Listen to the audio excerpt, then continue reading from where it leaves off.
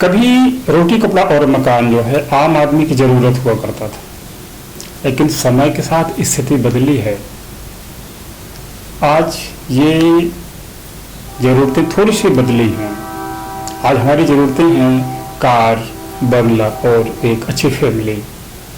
Car की बात करें तो हमें से बहुत सारे लोग के दिमाग में आता है कि ये कार तो मेरे बस की नहीं होती, कार की बहुत सारी दिक्कतें हैं, यानी कार बहुत खर्च वाला काम होता है और असुविधाजनक होता है, ड्राइविंग वगैरह ट्रबल होती है। इन सब चीज़ों के कारण जो है तो हम ज़्यादातर सोचते नहीं इन बातों में। तो हम आपको बताना चाहेंगे कि सामान्यतः व्यवहार में दो तरह की कारें इस्तेमाल होती हैं। सबसे ज़्यादा चल रही हैं डीजल कारें, पेट्रोल कारें। हालांकि आने वाला समय तो इलेक्ट्रॉनिक कारों का है। खैर, जब आएगा देखेंगे। आज तो ज़माना केवल डीजल और पेट्रोल कारों का है। तो इन दो कारों में से सबसे हमारे लिए कौन सी सुपीरियर है, आइए हम बात करते हैं। Diesel car vs petrol car. इन दो कारों में से मेरे लिए सबसे बेहतर कार कौन सी हो सकती है? तो आइए हम समझते हैं कि डीजल कार और पेट्रोल कार में वैश्विक अंतर क्या होता है और हमारे लिए कौन सी बेहतर हो सकती है। देखिए, विद्वानों का मानना है कि दुनिया में केवल और केवल वही चीज़ टिक सकती है जिसमें दम होता है, जो अपने आप को इतना सक्षम है कि बचाए रखे दुनिया के विभिन्न दिक्कतों से। तब आप वो तो दोनों कारें बहुत यूज होती हैं। डीजल व्हीकल्स बहुत यूज होते हैं, कार हमारी बहुत कम यूज हो रही हैं। चलिए, छोटे वाहन कार होते हैं, बड़े वाहन ट्रक बस वगैरह डीजल के ही होते हैं और डीजल ही यूज हो रहे हैं। पेट्रोल वाहन बड़े आप नहीं देखते हैं। खैर, हमें तो चर्चा आज कार पर हम बात करेंगे, डीजल और पेट्रोल कारों के बारे में। तो आपको एक वैश्विक अंतर है डीजल इंजन और पेट्रोल इंजन में। सबसे ज़्यादा लोगों की जब कार की बात आती है तो लोग डीजल कार को ही महत्व देते हैं।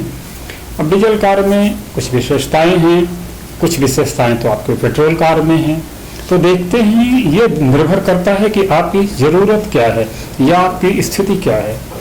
तो इस तरीके से दोनों चीज़ें दोनों महत्वपूर्ण हैं। आइए हम दोनों की थोड़ा बेसिक जानकारी के बारे में बात कर लेते हैं कि क्या फ़र्क होता है दोनों की कार्यप्रणाली में, दोनों की दक्षता में और दोनों की मेंटेनेंस और कीमत वगैरह में क्या फ़र्क आता है। तो डीजल कार और जो पेट्रोल कार है उनका बेसिक अंतर तो आप भली भांति जानते हैं कि यदि हम कारों की बात करें तो डीजल कार पेट्रोल कार की अपेक्षा थोड़ी सी महंगी है। ये 15-20% के लगभग फ़र्क होता है। दूसरा जो सबसे बड़ा कारण डीजल और कार में आप जानते हैं, वो जानते हैं कि डीजल पेट्रोल की अपेक्षा थोड़ा सा सस्ता है। कुछ लोगों को तो ये भी पता है कि डीजल इंजन की जो दक्षता है पेट्रोल इंजन से थोड़ा सा ज़्यादा होती है। मतलब कहने का ये कि डीजल इंजन अपने फ्यूल का ज़्यादा इस्तेमाल करता है और पेट्रोल कार अपने पूरे फ्यूल का इस्तेमाल नहीं कर पाती है। इसको दूसरे शब्दों में हम कहना चाहें तो यदि एक ही क्षमता के डीजल और पेट्रोल कारें हैं और दोनों में आप जो यदि 1-1 लीटर फ्यूल खर्च करते हैं तो डीजल कार जो है 1 लीटर में ज़्यादा चलेगी, जबकि पेट्रोल कार 1 लीटर में कम चलेगी।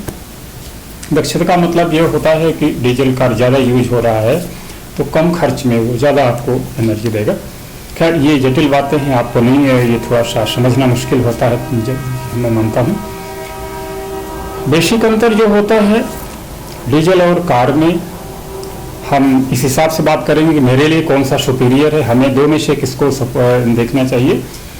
तो डीजल कार और पेट्रोल कार के इंजन में वैश्विक अंतर ये है कि डीजल इंजन जो होता है, डीजल इंजन का जो इंजन है वो थोड़ा सा तकनीक के हिसाब से ज़्यादा जटिल है, ज़्यादा सेंसिटिव है। इसमें कुछ पार्ट अतिरिक्त लगते हैं जो पेट्रोल कारों में नहीं होता। जैसे पेट्रोल कारों में कोई प्रेशर पंप नहीं होता है, कोई पेट्रोल कारों में कोई नोजल नहीं होती है। पेट्रोल में इंजन का पेट्रोल जो इंजन होता है उसमें स्पार्किंग, बिजली की, इलेक्ट्रिक की स्पार्किंग से जो है तो बर्निंग होता है, वो बर्न होता है ईंधन। जबकि डीजल कार को आपके सिलेंडर के अंदर पिस्टन के थ्रू इतना कंप्रेस किया जाता है कि उसमें गर्म होकर के आग लग जाती है। तो इसमें विस्फोट बहुत तेज होता है, प्रेशर ज़्यादा बनता है, तो इंजन को ज़्यादा मजबूत बनाना पड़ता है। और यही कारण है कि डीजल का ज़्यादा इस्तेमाल हो पाता है, जबकि पेट्रोल का उतना अच्छा से इस्तेमाल, पेट्रोल कुछ बिना इस्तेमाल का ही साइलेंसर से निकलता है। हमारा मतलब कहने का दक्षता से मतलब यहाँ ये है सीधी बात में। तो चूंकि डीजल इंजन थोड़ा सा जटिल है, ज़्यादा सेंसिटिव है, तो जाहिर है इसका मेंटेनेंस भी जो ज़्यादा ही होगा अपेक्षाकृत पेट्रोल की अपेक्षा। तो पेट्रोल कारों का मेंटेनेंस बिल्कुल कम होता है, और यही कारण है कि जो पेट्रोल कारें हैं उनकी जो दक्षता, उनका जो रेशल वैल्यू होती है वो ज़्यादा होती है। पुरानी पेट्रोल गाड़ी भी विश्वसनीय होती है, इसमें पार्ट्स कम होते हैं और इसमें पार्ट्स के खर्च कम होते हैं, उनके जो है तो जो घिसावट जो है उनमें कम होती है, इसलिए उनके हल्के होते हैं और ज़्यादा इंजन में विस्फोट नहीं बनता है। तो उनके जो टायर्स है, ट्यूब्स हैं और उनके जो शॉक सस्पेंशन, ये सारी चीज़ें जो है तो जो कम खर्च होती हैं, उनमें नुकसान कम होता है। और हल्की होने की वजह से आपको ड्राइविंग में आसान होती है और ज़्यादा ये लोड कैरी कर पाती है, क्विक स्टार्ट हो जाना और क्विक जो है तो स्पीड पकड़ना, यानी जो कार का असली आनंद आप पेट्रोल पर ले पाते हैं। लेकिन फिर भी ज़्यादातर लोगों का झुकाव डीजल इंजन की ओर होता है। दो कारणों से उनको पता है कि डीजल सस्ता है, तो एक बार थोड़ा सा इंजन हमने महंगा ले लिया और इसके बाद तो फिर सरल है, हम तो कम खर्च में चलाते रहेंगे। लेकिन ये दरअसल गलतफहमी है, इसलिए कि पेट्रोल डीजल कार का मेंटेनेंस पेट्रोल की अपेक्षा बहुत ज़्यादा होता है। तो कुल मिलाकर खर्च आपको उतना ही पड़ता है, और जो डीजल कारें होंगी उनका लाइफ भी कम होगा, इसलिए उन्हें बहुत मेहनत, बहुत संघर्ष करना पड़ता है। डीजल कारों में सबसे ज़्यादा दिक्कत आती है, सबसे ज़्यादातर उनको हीटिंग को लेकर आती है, रेडिएटर में प्रॉब्लम आने, उनका फ्यूल में थोड़ी सी भी प्रॉब्लम होना तो वो नोजल में फंस सकता है, और फ्यूल में और जो इंजन का जो इंजन में जो पर्याप्त पंप का प्रेशर नहीं बनेगा, तो वो जो वेपर्स बनते हैं, जब वो हमारा तेज़ी से नोजल से पेट्रोल को डीजल को तेज़ी से निकाला जाता है तो एक क्लाउड बनता है, एक वेपर तो भाप बनती है, और वो जो है पूरी हवा में मिल करके और गर्म होकर के विस्फोट करती है। तो कुल मिलाकर के सबसे बड़ी दिक्कत और ये होती है कि यदि आप कार डीजल वाहन रेगुलर यूज करते हैं, नियमित रूप से यूज करते हैं, तब तो ठीक रहता है। पर यदि आप चाहेंगे कभी कभार हमें चढ़ना है, महीने 15 दिन में चढ़ना है, 2-4-6 महीने में चढ़ना, तो प्रॉब्लम उस दशा में डीजल कार में ज़्यादा दिक्कत आती है, जबकि पेट्रोल कारों में ऐसा नहीं होता। आपने देखा होगा पेट्रोल और डीजल कारों में बेसिक अंतर इंजन चीज़ होता है, लेकिन का जो इंजन ऑयल होता है, आपने देखा होगा कि कई बार तो डीजल कारों का, पेट्रोल कार या पेट्रोल मोटरसाइकिल वगैरह के जो इंजन ऑयल होता है ज़्यादातर वो गंदा ही नहीं होता, जबकि डीजल कार एक बार स्टार्ट होती है और आप चेक कर लीजिए तो उनका जो इंजन ऑयल है वो बिल्कुल काला हो जाता है। दरअसल डीजल इंजनों में घिसावट बहुत ज़्यादा होती है। तो ये रहा कुछ बेसिक अंतर डीजल और पेट्रोल कारों में। आगे हम बताएंगे कि सेकंड हैंड कारें कौन सी यूज करें और कौन सी आपके लिए बेहतर होगी। तो देखिए, चूंकि डीजल कारों का रिसेल वैल्यू मेंटेनेंस से ज़्यादा है, इनकी उम्र कम है, तो जाहिर है सेकंड हैंड डीजल कारें तो काम की होंगी नहीं, और इनका जो है ईंधन कम खर्च लगने के कारण, डीजल सस्ता होने के कारण ज़्यादातर टैक्सी में यूज होती हैं, तो और इनकी लाइफ इनका ख़त्म हो जाता है।